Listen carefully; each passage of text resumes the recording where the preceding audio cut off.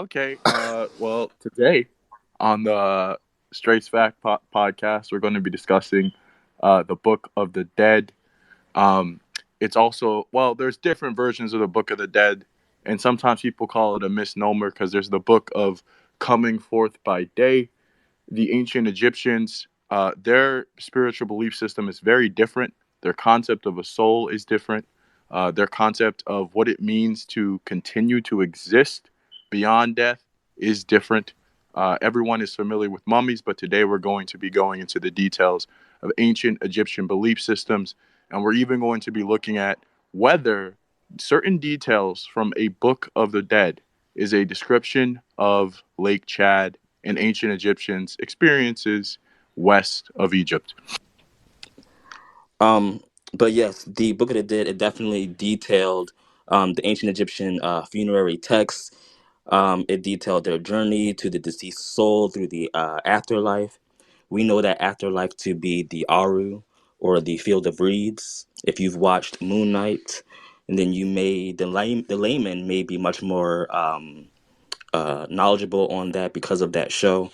It includes magical spells, charms, incantations. All of these things are meant to protect the soul of the journey of the person as they go throughout that journey on the duat as they make it through or to the Aru. And the protector of that tends to be who we know of as Osiris or Osar. The origins of the Book of the Dead can be traced back to Old Kingdom as well. And New Kingdom has put in their own instances also for those texts. So it does describe that journey and the deceased people who go on to honor the gods and other spirits and their ancestors when they perform these rituals. Well, okay, let's speak to that. So, the symbol for Duat, Duat being the dwelling place of the dead, is a star. Okay, it is a five-pointed star. The ancient Egyptians believe that when you died, the dead were stars in the sky, which is why they use a star as a symbol. And you can see stars at the top of certain tombs. Okay, when it comes to physicality, they believe that you could not continue to exist without some form of a body. Okay, and so one of the worst things to do as a punishment was to set someone ablaze, because then it's not like it destroys the spirit. This is what happens. They believe that the spirit has the being has five aspects, five fundamental aspects. You have the shadow, shuyet. You have the ba. The ba is more of how we think of the soul. You can think of it as a bird. It's the part that moves around.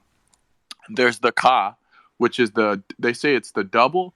I think of it more as like the vitality of a being. Okay. And then there's the kot. And the kot is the physical body, especially in the mummified form. And the reason why they thought it was important to have all those aspects put together is because of the Osiris myth. The Osiris myth only came into Egypt about 2500 BC. The basic elements, 2500 BC. Um, and so before that point, before that myth, we don't even know, what were the ideas of an afterlife. There are some Egyptologists who argue that only the pharaoh was expected to get an afterlife. That was something for the pharaoh. And then later on, that concept changed. And so the story of Osiris taught Egyptians how to have eternal life beyond this world, just as Osiris did. Interesting. Just something with the whole Osiris myth and whatnot, or story. So we know about the pre-dynastic period, and we know that there was a group of people called the Anu, according to Amelia A, the French guy, right, who was mentioned in that Book of the Dead link. But something that had noted was that the people of the Anu were basically Osiris worshippers. He mentioned that I think they said Osiris went back to 10,000 BC. But that whole story or whatever, so I don't really know how I feel about that timeline being pushed back. It's like when they say the pyramids only were built during a certain period, which that's a rogue theory or whatever. But when it comes to the Osiris myth, that's such a pivotal part of Egyptian society. I couldn't really see it as coming in so late in the game, if that makes sense. Especially, It's around the age of the pyramids, according to the standard record, right? Age of the pyramids, and the thing is that ideas of the afterlife could have definitely changed. I mean, that is very much possible. We know, for example, um, the pharaoh, once he died, was buried with a lot of servants. Now, did all of his servants just happen to all die at once? Possible, but one explanation is that he needed servants in the afterlife, and so they would be buried with him to ensure that he had someone to plow his land. Okay, the ancient Egyptians believed in a very humble afterlife. Okay, you would be with your family, you'd be with your loved ones, but you'd be a farmer. That was an idea. And if you weren't able to farm, hopefully you would have servants. Okay, so over time, obviously that practice was not popular. So they developed what they call ushabti, and ushabti are servants, and they're just little figurines. And so it went from, okay, you need to actually have this thing, to now having a symbol of this thing. So just like human beings have a ka or a double, physical objects could have a ka or a double, which could be brought to life in the beyond. And so that's why you see figurines and paintings of festivals and celebrations of life near people's tombs, because they thought that that could breathe life into someone in the beyond. There are even spells in the book of that invoke Bobby. Bobby is this tormentor, all right? He is a devourer in the underworld, okay? However, he has the power to allow people to literally his what is it? He's a part of a ship, okay? And I'll just put it this way. He has the power to give people mass. He literally, Egyptian men would call upon Bobby so that they can still have sex in the afterlife, right? So the Egyptians thought about every single thing that they'd want to do in life, and then try to apply that to the afterlife almost one to one. Their conception of the spiritual realm and their conception of the physical realm were very similar. Yes, that's absolutely correct. And to that point, yeah, they started to stop the practice of humans being a part of that ritual to be buried with them, and then they transitioned to those Shaktis. But they also mummified lots of animals. They mummified and encapsulated food like fish and dates, and what have you. Um, I know that they definitely mummified cats for a reason. Cats were pivotal to Egyptians. Cats were pivotal because of the fact that not only are cats looked at as like fearless, animals, big or small, but they kept rodents away from their crops, so they were able to efficiently have survival of their yields. And then cats, for example, also um, their eyes would glow at night as they do now. So when their eyes glow at night, that was representation of magic. It was representation of protection, and it was representation of Amun Ra, because they felt like the cat had a piece of the sun in their eyes. So that's one of the pivotal reasons why cats were always allowed, and it was actually a crime to even harm a cat during Old and Middle Kingdom. Later on, during the late period, we found that cats were murdered and without dying naturally and mummified, and that was when there was much more, I guess, foreigners involved in ancient Egypt at that point. So we see a transition of early practice to late practice as well for this religion. Yeah. Do we want to go through the story of Osiris real quick? go ahead. Um, yeah. So it's okay. So his name was Asor. his wife was all Set, and his son was Heru. And so Asor taught humanity how to read. He taught them the laws of Ma'at. He was essentially a king on Earth. Okay, his wife, there's a myth in ancient Egypt that she was able to make the women, equal, right? And then there were other gods. So Asor wasn't the first god. He was a son of Geb and Nut, who were in turn born out of Shu and Tefnah. And before Shu and Tefnah, you would find like Ra or whoever was the most common god at that point. Sometimes it was Amun, sometimes Amun Ra, whatever. Okay. Um, so Osiris inherits the kingdom. Everything's going great. He has a brother. He has a brother who is named Set. Set gets jealous of Osiris because Osiris is tricked by Set's wife, Nephthys. Nephthys meaning woman of the household or Nebthet, into sleeping with her. So Nephthys does this trickery where she disguises herself as Isis to sleep with Osiris. Set is like, oh, bet. So what Set does is he gathers 42 conspirators. Okay, there were 42 gnomes of Egypt. So you do the math. And he tells Osiris, "Hey, buddy, I got this great coffin for you." I'm not joking. Osiris is like, "What? Like, look at that amazing coffin." So there's a competition to win this coffin. And then Set says, "Yeah, whoever can fit into it gets the coffin." Osiris gets into the coffin. Set, shuts him in. Okay, and then Osiris is drowned. That is why drowning was thought to be a sacred death in Egypt, is because that is the way that Osiris died. Osiris's body is taken downstream and it lands, I believe, beneath a tamarisk tree. Okay, and so the tree becomes a part of Osiris at some point. Isis is able to retrieve Osiris, right? Because somehow in Babylon they get the tree that Osiris is, whatever. Anyways, um, Isis has to resurrect Osiris and conceive an heir so that they can take the kingdom back from Set. And the ritual that she uses is the ritual that ancient Egyptians practiced to preserve the lives of their dead, and that is to remove certain organs. Like they would remove the brain, they remove obviously the intestines to preserve the body because that's where a lot of bacteria are. But they would have four canopic jars, not five. If you watch the mummy, they use five, but they would have four canopic jars for very important parts of the body. And there were like four guardians, four sons of Horus, who would guard those body parts.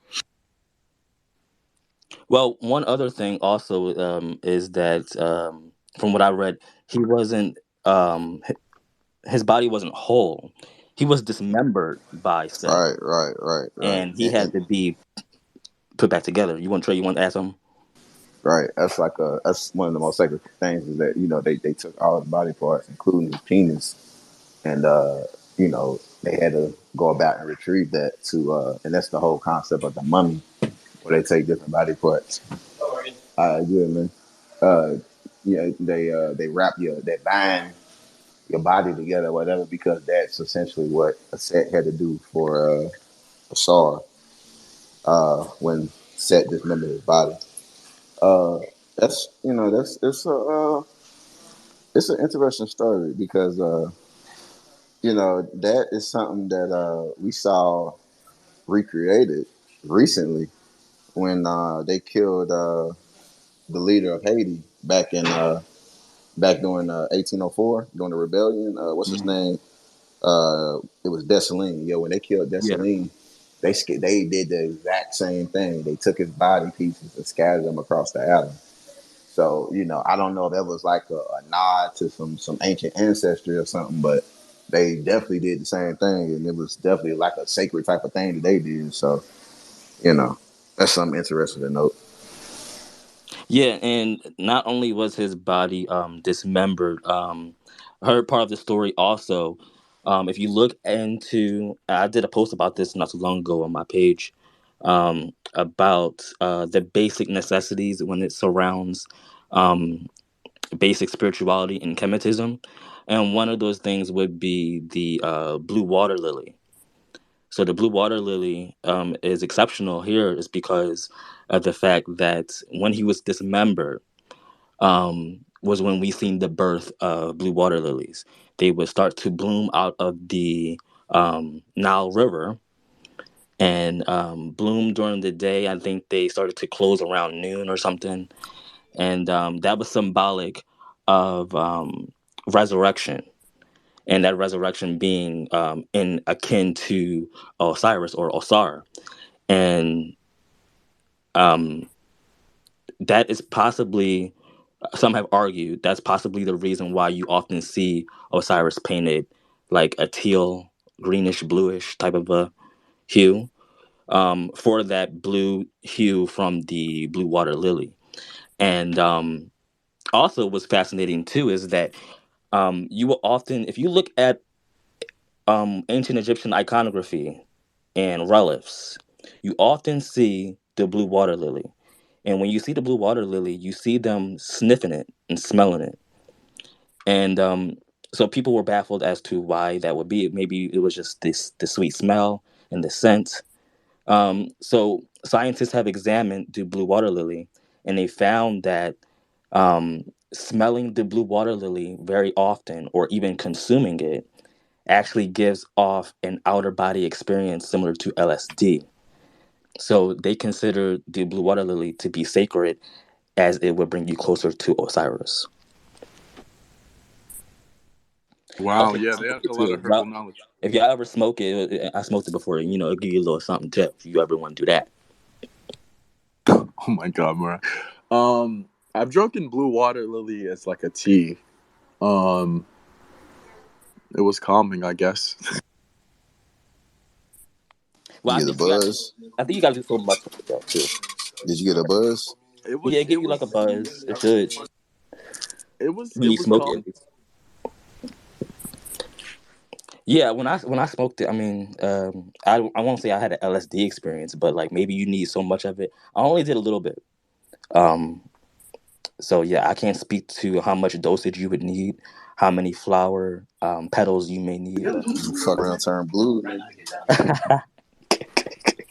Osiris was also to add to that, the water lilies would grow just like everything else would grow in Egypt, and that's in that black Nile soil. And so that's why you see Osiris and people who are reified in ancient Egypt painted pitch black, because that was the color of regeneration and life and prosperity.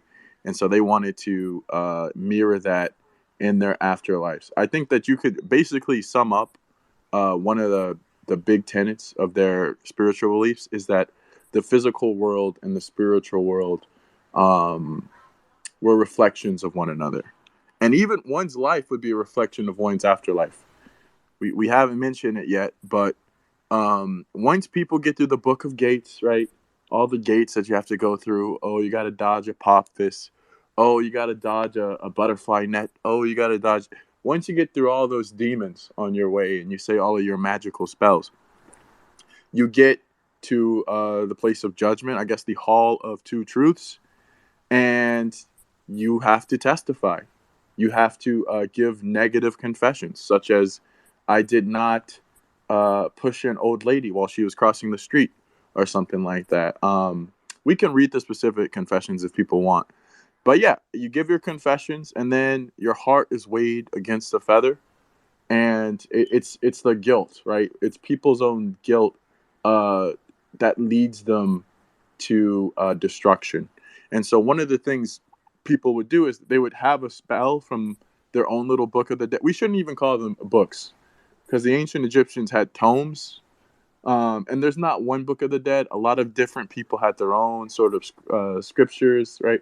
But anyways, they would take a scripture or a spell that would say, "Okay, heart, do not speak against me," so that their heart would basically lie or say nothing at all when they're asked, right? And so once they get through that, they get to Aru. If they fail, there is this creature called Amit, and she has the head of a crocodile, Um, she also is somewhat lioness and somewhat like a hippopotamus. She's gonna eat your heart, and it's worse. It's a fate worse than death, because you're going to wander around Duat, which is the underworld, eternally with no rest, no satisfaction, just entirely unsatiable. And in fact, these creatures in the underworld, I believe they eat feces and they drink urine, according to some myths in ancient Egypt. It is not a good fate. Um, though there are others who say What? that there are others who say that you would cease to exist entirely, um, because the ancient Egyptians feared being erased. So, like when they wanted to punish their enemies, they would erase their names. Erasing someone's name has power. In fact, the most powerful thing in ancient Egyptian magic is to know something's true name, its Ren. And so, people who are erased, that was a terrible fate, and people who are in eternal unrest, that's a terrible fate. Yeah, yeah. I forget its exact name, but the Lake of Fire was one of the places that you have to stop by um, before you get to the Hall of Two Truths, and essentially that's where souls would go for complete and utter annihilation. Um, yeah.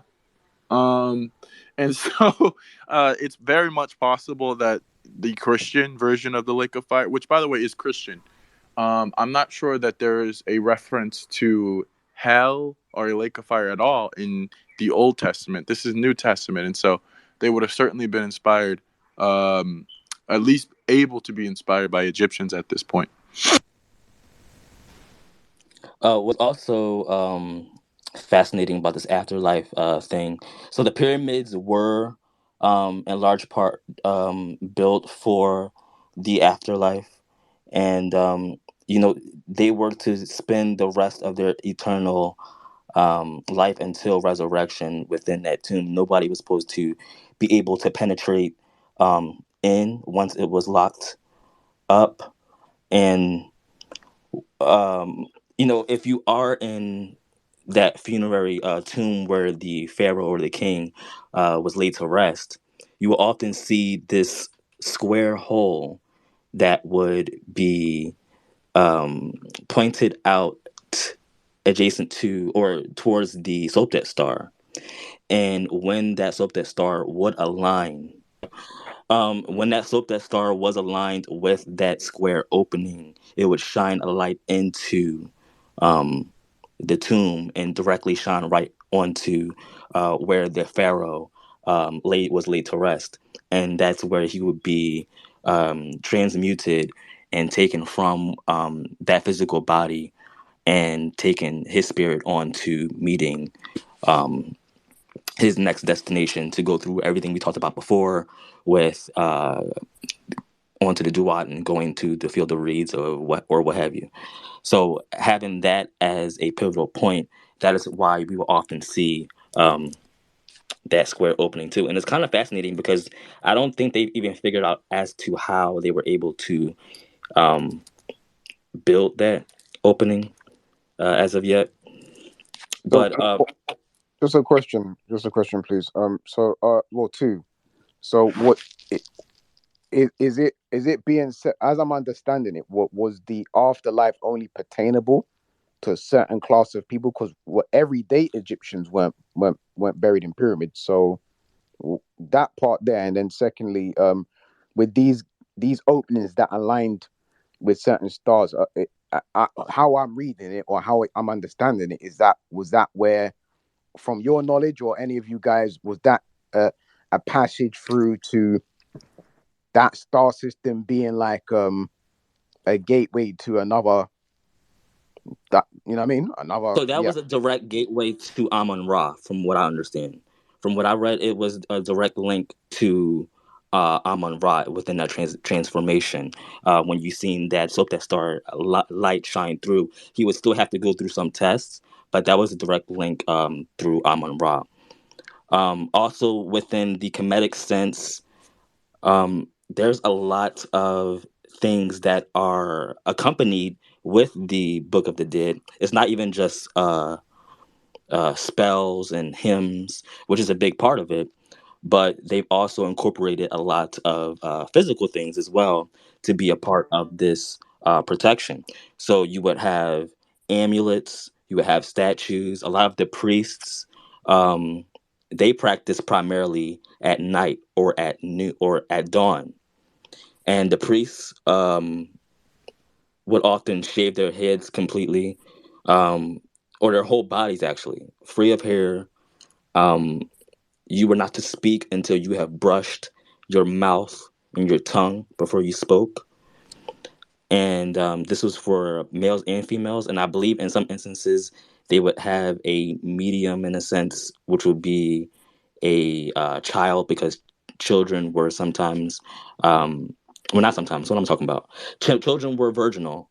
And I don't know if this was a continual practice. I think this was only old, but that was definitely at one point part of a priest's um, ritual. So yes, when we're talking about um crystals, amulets, statues, um, in that sense, cedarwood.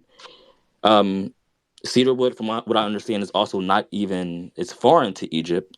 They had to get it from other places like Levant, or even maybe even Libya. Bo, do you know that? Is that a fact?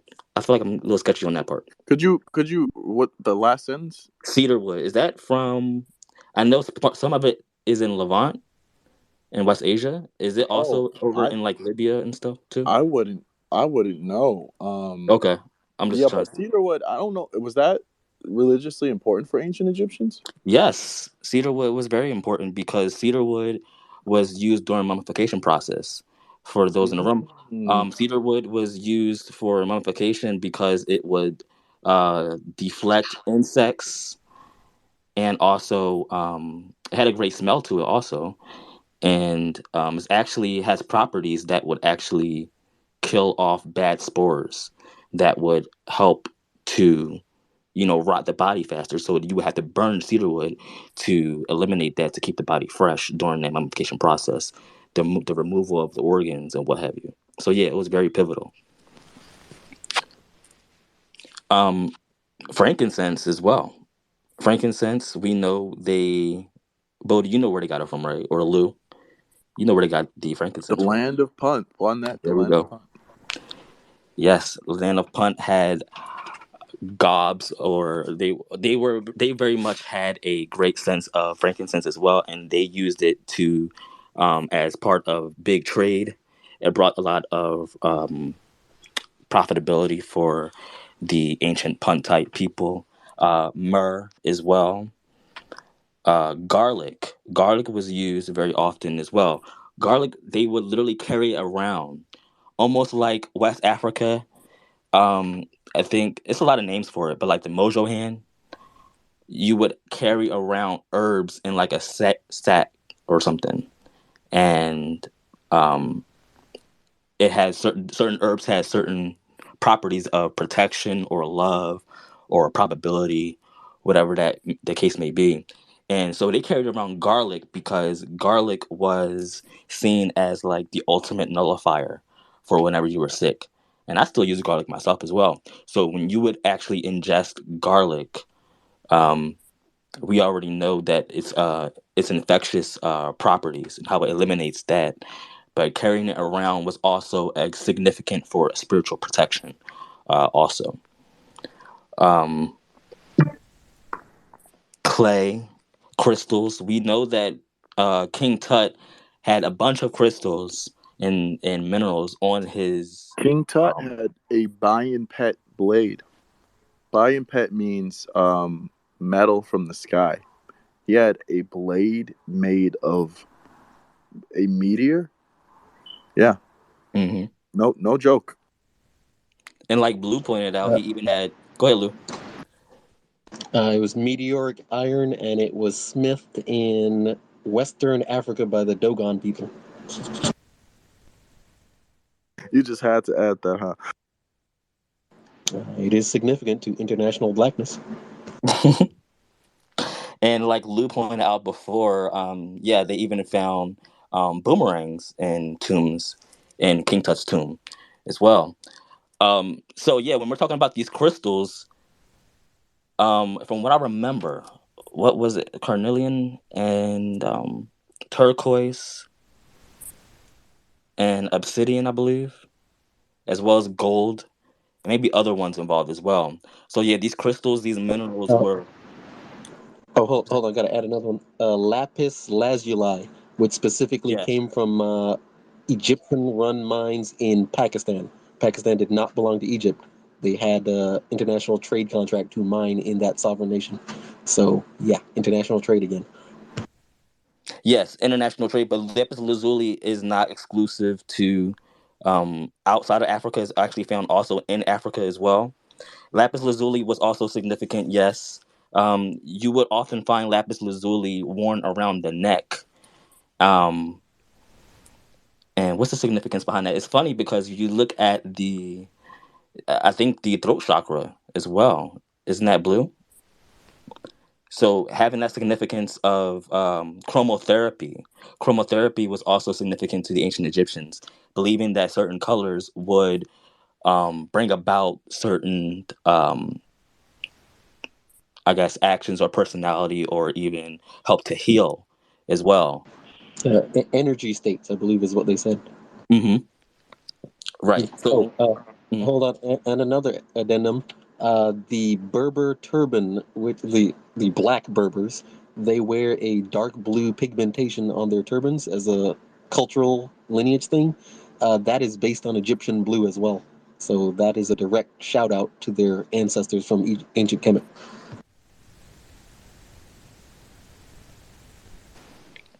Yes, absolute. And clay was also important to the ancient Egyptians. It was also, you would see clay figures somewhat similar to what we see in so-called voodoo or hoodoo type religions as well, making figurines of certain people to invoke certain incantations. I've even read about um, making pottery bowls and using red paint, and this is more of the, I guess, more angry side of a spiritual system. But you would write the name of an enemy and you would smash the bowl, and that would bring about a significant tide turn into bringing about um, what it was you set out to do to that particular person. Because we have to understand spirituality is more than just the nature, it's also the nurture. So it is not without. You have to do with, and then with that same statement with an action also. Um, oh yeah, so amulets were in very much a big part of it. The heart scarab used a lot of red jasper at the time of death over the heart in place of it because it was removed. So when you would have a person who was deceased, they had an amulet of the scarab or something like that, based off of Ma'at, if I'm correct on that. And so yeah, it would invoke the spiritual essence of the heart of that particular person when it comes to the amulets being worn. And then the other magical stones involved for ancient Egypt. There's a lot of them. There's going to be the amulet of the soul, amulet of Tet, amulet of pillow, amulet of the vulture, because vultures would often, we already know what vultures do when they see a dead animal or a dead person, they make a circle around. So that was significant for the ancient Egyptians for a death ritual. Yeah, they also had this belief of basically, how can I say it? If what are they called? If wild dogs are wolves, right? You might find them at graveyards, right? Or grave sites, or where dead bodies are scavengers, just like you said, at grave sites. They would use those scavengers to beat them at their own game. So they had this belief of fighting fire with their own with fire, right?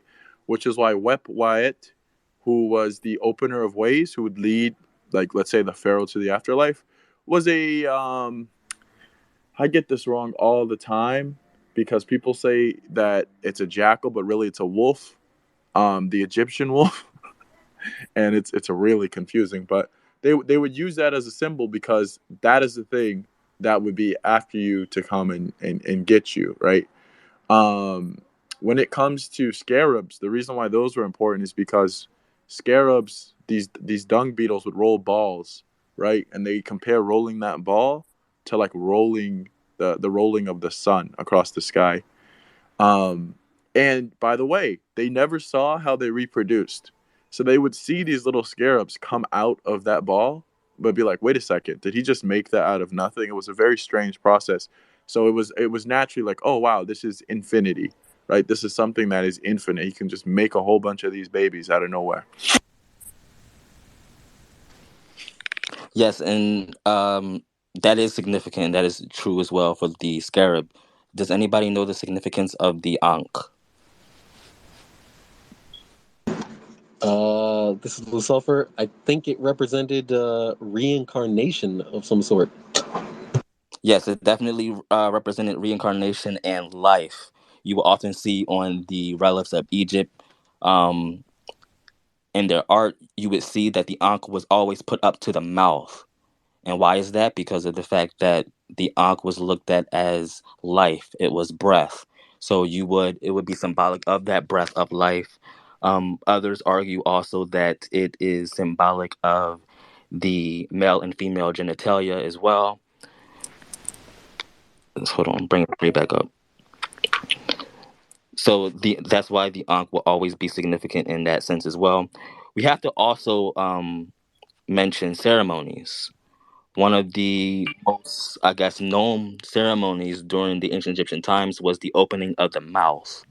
Does anybody know anything about that?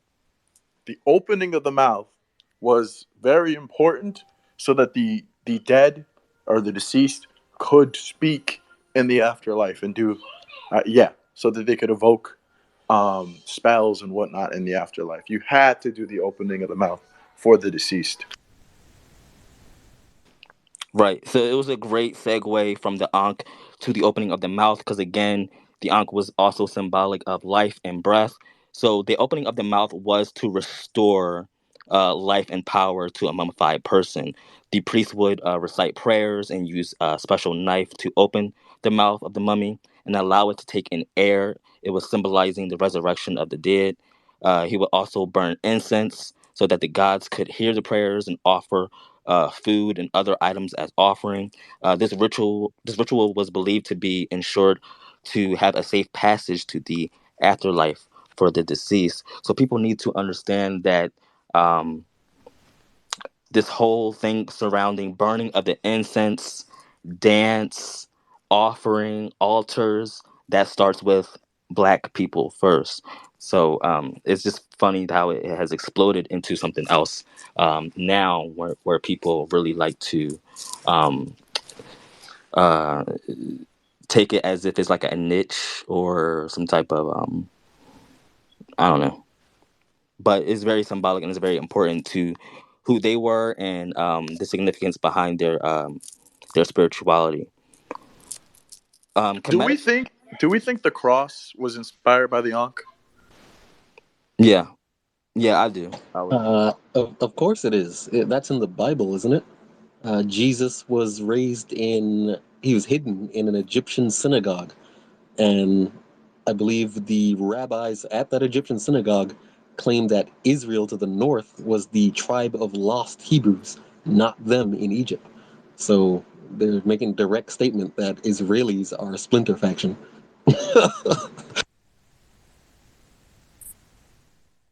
That the Hebrew cross somehow being attached to Jesus is just another miscommunication in religious history. Yes, absolutely. And I was talking about this topic earlier with my followers on my page as well that about Kemetic astrology because we know that spiritually astrology was also significant to them as well. Um, does anybody have any notes on? I know this is random, but on Yeah, Kemetic astrology? Yeah. Oh, Bodhi, you do? yeah. So, okay. So they thought that okay. Again, when let's just say for the pharaoh for the time being, when the pharaoh died, his spirit would become a star in the sky, right? That became more general as time went on, and so stars became a symbol of Duat, the dwelling place of the dead. Um, but also, when you look at the stars, some of them are not visible sometimes. In fact, you can see time evolve, right, by what stars are still visible in the night sky. And the ancient Egyptians were so good at this that they invented star clocks. I forget the name of them, but they're literally a way to tell time by looking at the night sky. That is also the way that scarabs navigate. I am not lying to you. Scarabs navigate the world using stars in the night sky. It sounds insane, but it is true. So certain stars would not be visible at certain times of day, and those stars were called perishables. And then there were stars that were so far up north that they would never rise below into the underworld, because that's where stars went. You see stars at night because um, well, how can I say it? Because the sun is not there, right? But they thought that when you don't see a star, that means the star has somehow gone to the underworld. The stars were the furthest north, were ones that were unperishable stars, and those represent like the highest of gods or the highest of like spiritual beings, right? They would align their temples to certain astrological, astronomical, I should say, phenomenon, right? And so certain temples would be set up so that on the solstice, they are directly underneath the sun, so that the sun god could come in particular. There are theories. I think it's called the what is it? The Orion hypothesis, right? That the pyramids themselves were aligned with the stars. It's very controversial. A lot of Egyptologists reject it. Um, but yeah, there are theories about that. But there's no doubt that the ancient Egyptians aligned their monuments with, I don't know, true north, for example, to a very high, to a very accurate degree.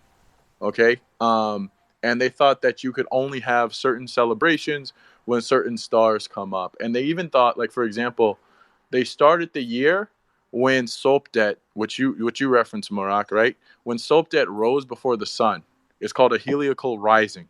And so that started the year, and that was also when the Nile began to flood. And so sometimes the flooding of the Nile was linked to the death of Osiris and the lamentations of Isis and Nephthys, which is why that rising star was so closely connected to, I guess, the rebirth that comes with the flooding of the Nile. Um, I was going to continue, but Willie, did you have something to add? No, I'm gonna yield till I catch up on the conversation. I just logged in, so give me a few minutes so I can catch up on the conversation. Appreciate it. Well, to add another connection point to what Bodhi just stated about the stars and the zodiacs and astrology, um, someone posted a few months back about how the constellations and the zodiac that we're using for since ancient Rome was just plagiarized straight from the Egyptians and their seasonal constellations, because those are the visible constellations for the Egyptian culture, not for the Roman culture. So what we call Western civilization is literally African civilization. It's like it's it just continues. And I will have to address the if you can see in the group chat, we will have to address that dog that Bodhi called Anubis, because new revelations once again indicate Green Sahara connection and international trade was far more significant than we are being led to believe by quote academics with decades in this field. That dog is Aztec or Olmec, so we will have to address that at some point. Okay, I never mentioned Anubis. I mentioned Wepoaet. Wepoaet is the opener of ways. He's connected to Anubis in Okay, my that bad. people thought of him as the brother of Anubis, but they serve two different roles. Okay, well, the mythos of the Aztec dog that looks exactly like Anubis is also as a guardian or guide of the afterlife. So that was somebody else's finding from about 2 weeks back. I had to go to work, so I couldn't bring it up too much. yeah, we can address the Anubis dog, or the silent dog, as sometimes he's reference to as well. But to the Kemetic astrology point, also, we have to understand that, like Lou said, the astrology that we're looking at now is vastly revised. It is completely westernized. It is not how the Egyptians looked at astrology. In fact, it is in complete reverse because of the fact that we are in the northern hemisphere. The Egyptians placed their seasonal and their homeland to be much further south, so everything would be much more of a southern hemisphere. So everything we look at for the zodiac is in complete reverse. In fact, Capricorn for us starts in June. That would be with Set, and then it goes counterclockwise. So right now we are under January. Oh, I'm sorry, we are under. Well, yeah, we're still under Haru, even though we're in February. The next one would be Jeb, in which Bodhi referenced as well. So these calendar systems in which the Kemetic people base their knowledge around, again, would be much more southern. So as we are in winter, they are in summer, is in total reversal. We have to also remember that the oldest calendar in existence that we know of today is Adam's calendar in South Africa. We also have an old one as well, Nataplaya. Bodhi, what do you know about Nataplaya? I know you brought it up before. Naphtali is what, 9,000 BC, or was that just 9,000 years ago? Naphtali is old. Naphtali is a site in the eastern Nubian desert, I believe, and the cultures there were very very knowledgeable about uh, astronomical phenomenon. And there's even a calendar circle um, in Aswan. There's literally a calendar circle in Aswan. And I'm trying to see how old the site. Yeah, it's dated back to 7,500 years ago. So yeah, 10,000 years ago, you people. This was thousands and thousands of years before Stonehenge, right? That these Africans were able to align monuments with the stars. Thousands of years before um, events like that. Yes, and that advanced mathematics radiated outward from Africa. That's the conversation we're still dodging somehow. The Greeks invented arithmetic and geography according to all the textbooks I read as a child. No one's going to mention the Africans giving it to Asia and Europe and everywhere else thousands of years before Greece. Really? There's a video I posted where I say Western civilization started in Africa, and there's this mathematician, and he talks about the Greeks told everyone that they got their information from Egyptians. In the 19th century, it's a whole bunch of eugenicists who decided, no, no, no, that's not what happened. But Euclid, Aristotle, Socrates. I mean, I forget some of those people, right? You had Archimedes, the you had greatest. Pythagoras, right? The Pythagorean theorem, right? The ancient Egyptians already knew that, but I guess that guy went to Egypt, and I really don't know. I mean, because to build pyramids, you have to have some form of the Pythagorean theorem, right? That's Except hold that's up, the best. hold up, except they mastered it and like used it. They actually applied the Pythagorean theorem, right? That's a deeper level of knowledge, but they didn't have it. They didn't understand that concept. And by the way, Pythagoras was literally insane. The man was afraid of irrational numbers. He was terrified by them. The Egyptians did not care whether a number was rational or not. You could say Pythagoras was irrational himself. That was good. That was good. God dang it! I have to agree with Bodhi. This is bad. Yeah, hold on, but yeah, seriously, what's the reaction from the room when they all learned that Africans did not have the Pythagorean theorem, but were somehow building all these monuments in triangular format, which is trigonometry, which is pretty much entirely based on the Pythagorean theorem, but there are no Greeks to teach it to them. Can y'all hear me?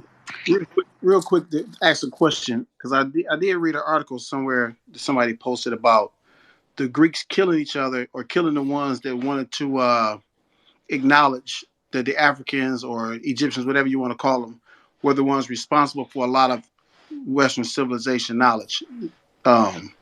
Is there any truth to that? Um, Willie, hold on. I'm gonna wrap up straight facts, which is the portion that we're in right now, and I'm gonna take your question. Can you repeat it when Yeah, we hold up. Can segue? I also read the Book of the Dead, the Chad thing, real quick? Yeah, go ahead, Willie. Yeah. So so there's this paper called "The West Beyond the West: The Mysterious Warness of the Egyptian Underworld and the Chad Paleo Lakes." So essentially, there is a trail in Egypt called the Abu Balas Trail, and the Abu Balas Trail is somewhere in the direction of Chad. It's in the I believe in the corner of the southern part of Libya, right? And so the Lake Chad actually was way bigger, right? It was like 350,000 kilometers squared during the time of dynastic Egypt. And there was not only was there a larger Lake Chad, there was also a tributary called the Yellow Nile that connected not only Egypt to Chad, but Egypt to other parts of Africa, western parts of Africa. That's just a fact. And the Greeks had knowledge of this. And so this paper posits that the ancient Egyptian Book of the Underworld is really just a description. Well, not just, but parts of it are a description of Lake Chad. For example, it says the topographical structure of an intermediate realm stretching from the Nile Valley to the west and followed by two gigantic lakes finds an exact match in the paleo environment situation of the Western Desert and the Chad Basin around 2000 BC. They also go into some of the animal life you see described in the Book of the Dead, such as I think it's a type of python that's about 10 meters long, right? This is a apophis. And so they posit that apophis, or a pep, really, has no real sort of etymology in the ancient Egyptian language, that it's a loan word from another culture.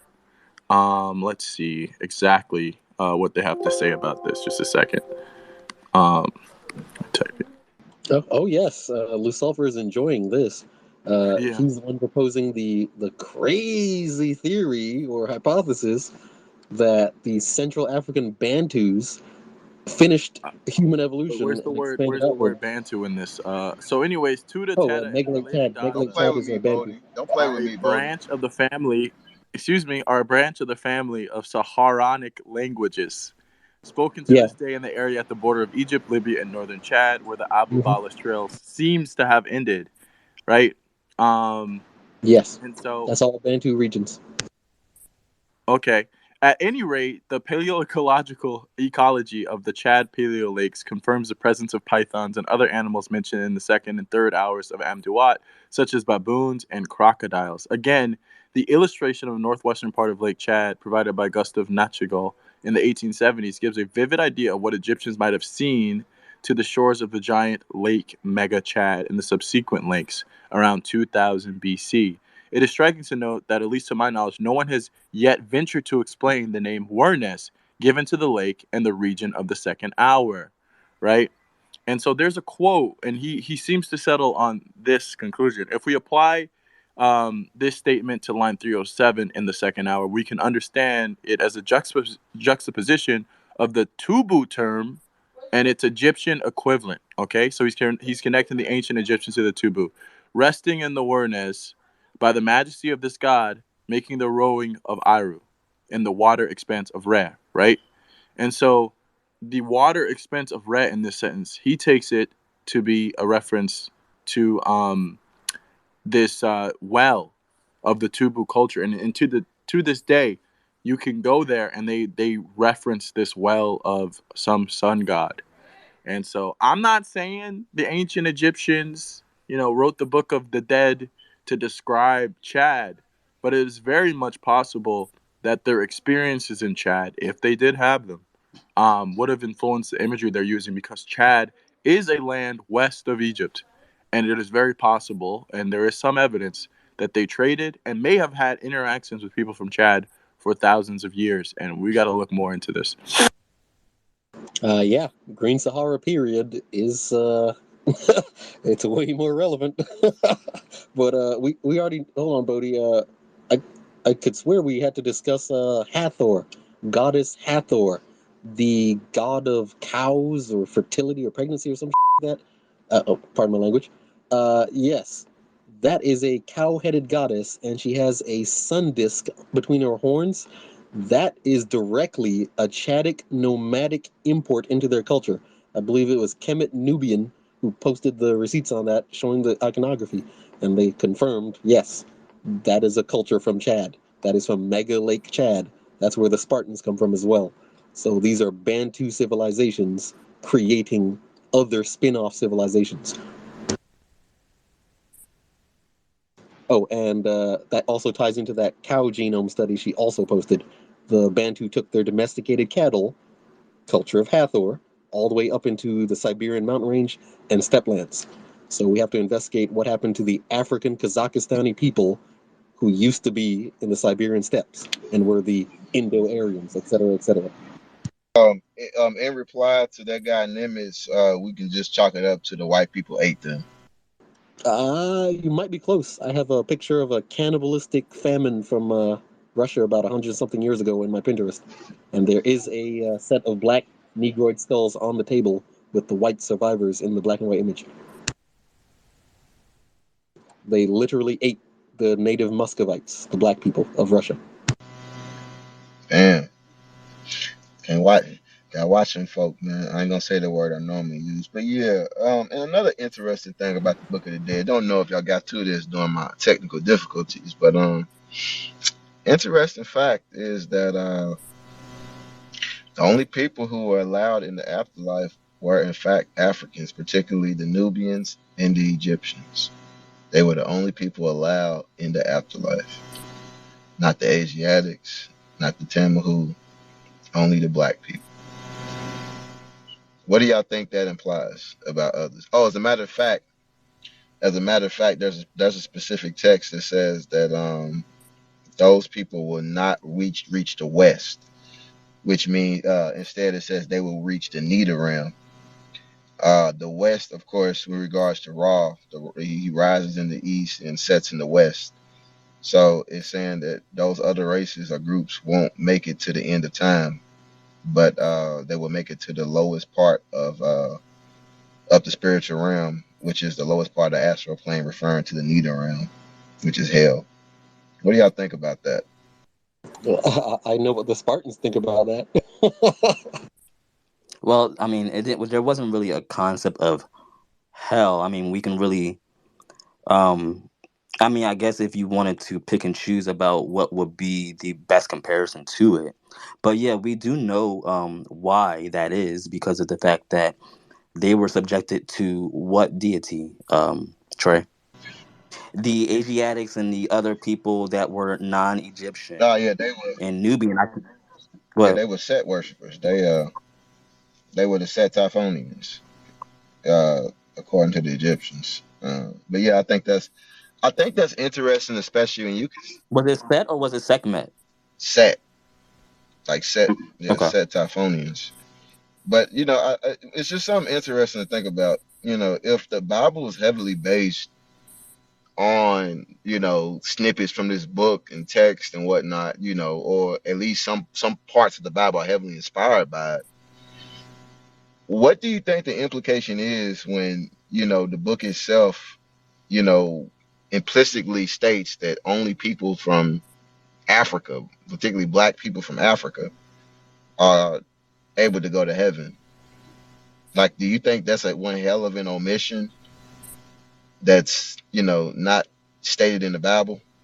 I mean, it's stated, but it's allegorically explained. But I think that's kind of significant when we think about who we're dealing with here. If the people wise enough to inspire the Bible said that these people don't share the same fate with us in the afterlife, should we kind of, and this is just to bring it to modern times, should we kind of use that, as a guide as to how we deal with them on a day-to-day basis, or politically or socially? Yes. Simple answer, yes. Complicated answer, read the Reforms of Lycurgus, please. Stop. Like people need to, like black people as a whole, right now, need to take every single religious text they have and throw them in a dumpster. They're pointless. It's like there's only one document that leads to black survival. Period. The Reforms of Lycurgus, step-by-step guide on how to overthrow an entrenched white supremacy in your local region. Period. That's it. I don't even know why white people let it exist. It's like once you read that and realize these are black people talking about white people and also talking about the coons who enabled white people to invade these black regions, you're set for life. That's the book. That's the holy grail. I'm stating this as a fact. People are going to find out 10 years I was right, but I'm not holding my breath on that.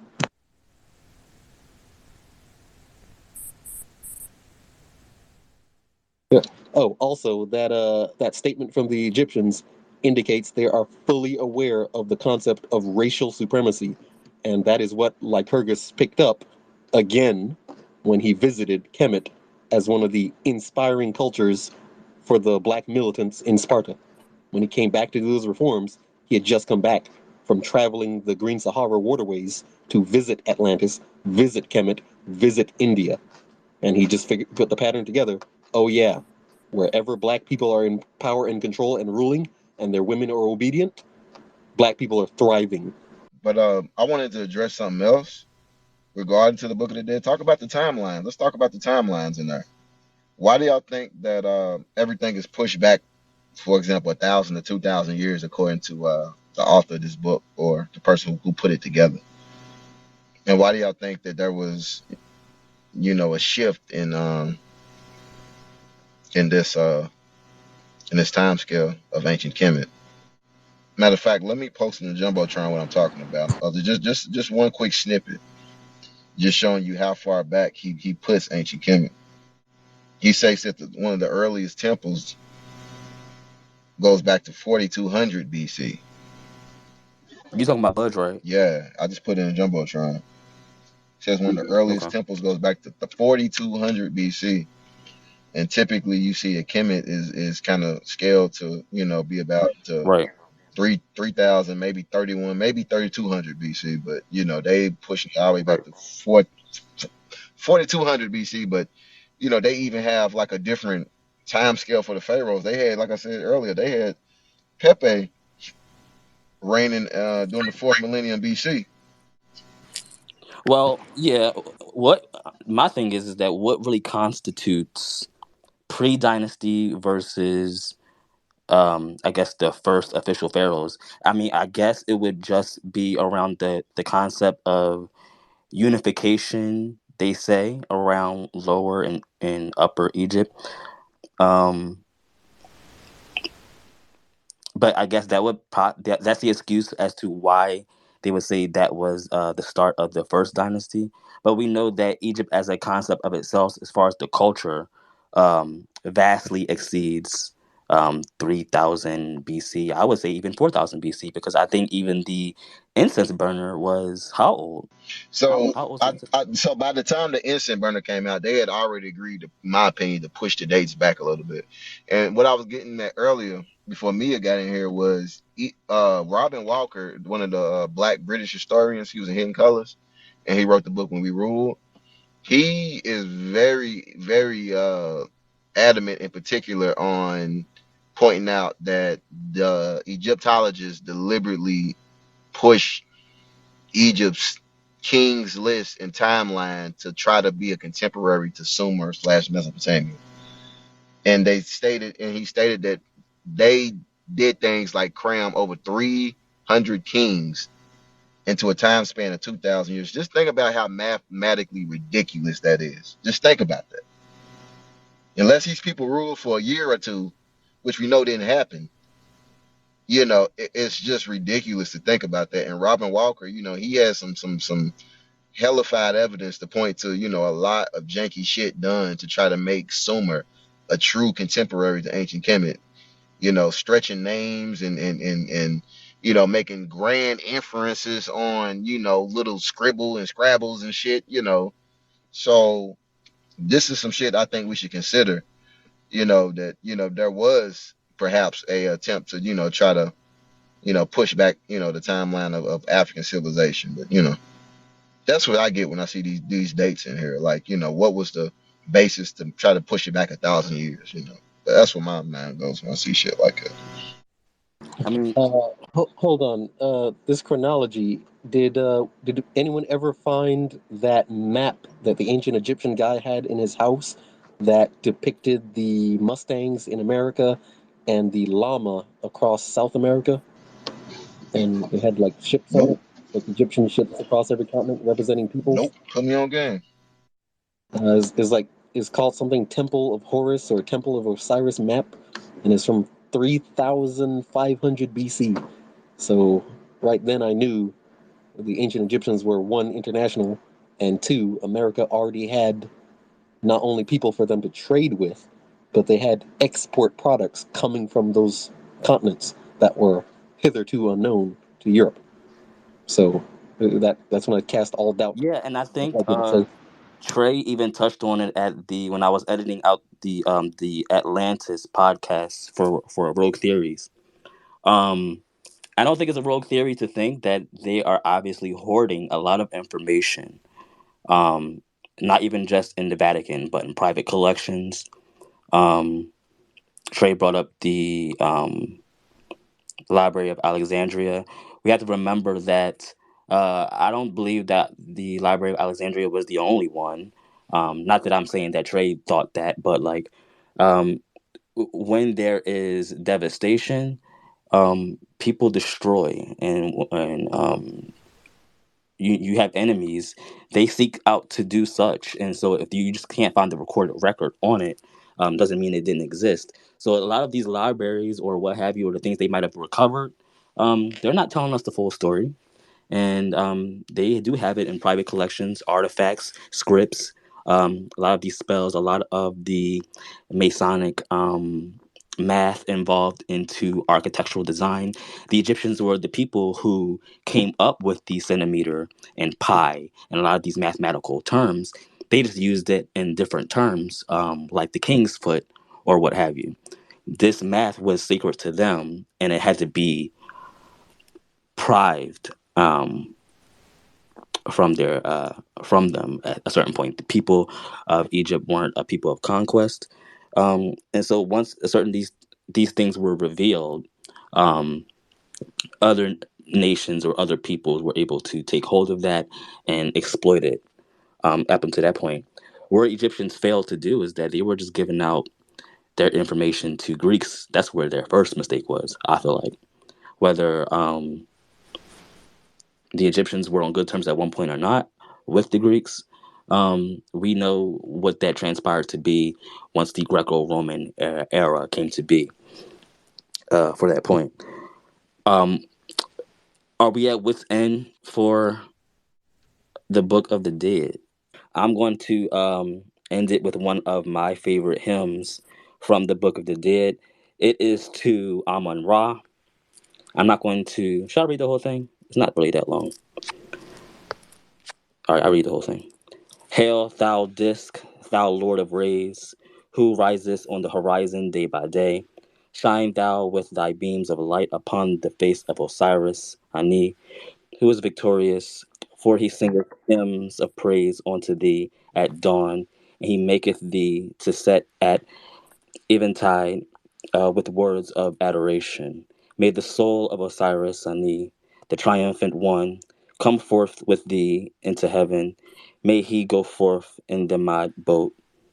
May he come into port in the Sektet boat, and may he cleave his path among the never resting stars in the heavens. Aru. Find full episodes of the podcast featuring straight facts on Spotify, Apple Podcasts, and YouTube. Also, check out our Instagram for more Morocco Oris content, including the shop and our subscription service for exclusives. Peace, mer, Amun Ra.